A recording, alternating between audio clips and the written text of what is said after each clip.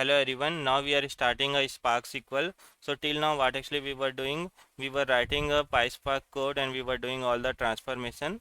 The same thing you can do in a Spark SQL also. But what you have to do, first you have to convert your data frame into a one view, and after that you can write any kind of the SQL queries and you can perform the transformation. For taking example, suppose I have one of the data frame. This is a data frame. This data frame I have created by using a Superstore CSV. Now this data frame first I had to convert into the view. So how actually I can convert? You have to write df create or replace temp view. We will create one temporary view, and after that you have to give the temporary view name. So I'll give the name as a Superstore. You can give any name, and after that you have to execute this. Now in this case what will happen? This Superstore, right, one view got created. Now on top of this view we can write any kind of the SQL code. Now if you have to write a SQL code, what actually you have to do? If you write select star from Superstore, it should work, right? But as of now it is in a PySpark Python mode. You have to convert into the SQL.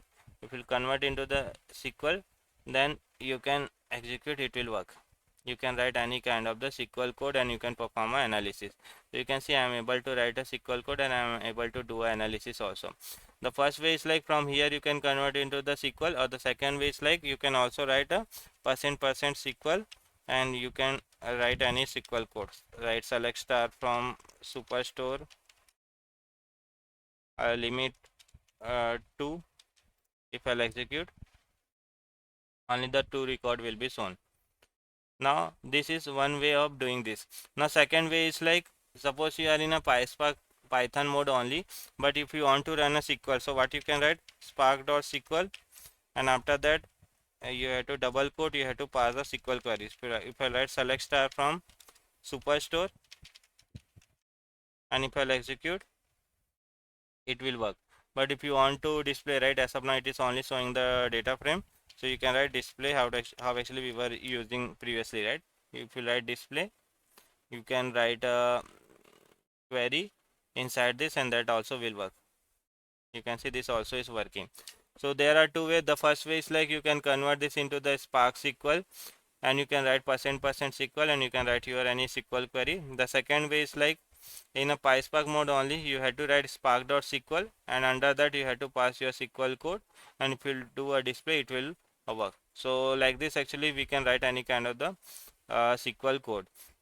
Now if you are well versed with the SQL, right, with the help of this approach you can write any kind of the SQL command and you can perform any kind of the transformation. It will make your life very easy. That's why most of the time we use Spark SQL to do all the kind of the transformation, because we know as a data engineer SQL is a must for us. So even PySpark code also we can solve with the help of the Spark SQL only. Now suppose you have to write a Windows function. In a PySpark also we can write a Windows function, but here it's very easy, right? What you have to write, suppose I have to perform a row number, then what I will write, select star comma row number, and after that you have to write over partition by suppose I will take any of the column, partition by segment I will write, and order by order date, and I will give the name as rn from Superstore.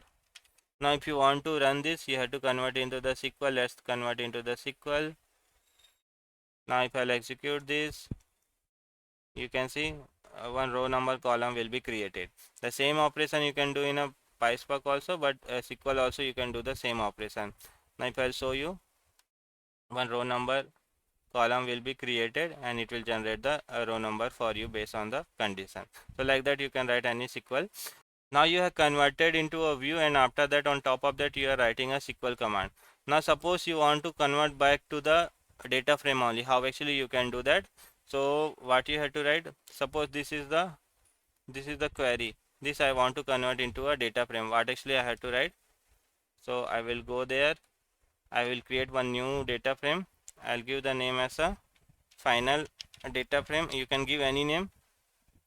We are going to create a data frame by using a SQL command. So after that you have to write spark.sql, and you have to pass a triple quote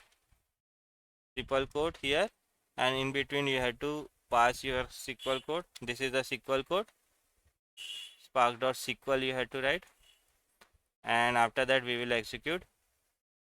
You can see data frame got created. Now if you'll see, right, if you want to see this data frame, display final data frame. Now if I'll execute this, you can see that particular SQL, right, it got converted into a data frame. Now again you can write any kind of the PySpark on top of this. Means you can convert PySpark data frame into a view, and you can write a SQL query, and if you have a SQL query, you have done the analysis, you can convert back to the data frame. So this kind of the advantage we get. Now whatever the temporary view we are creating, right, that is not going to store anywhere. Once the session will end, right, that particular view will be gone. Again you have to create the view. So that is the thing you have to remember. So this is the temporary view. It is not going to store somewhere. After the during the session it will be available. After the session this will be gone. So that is the thing you have to remember. I hope you got the idea how actually we can write a SQL query, how actually we can use a Spark SQL, and how actually we can run any kind of the SQL query to do the transformation.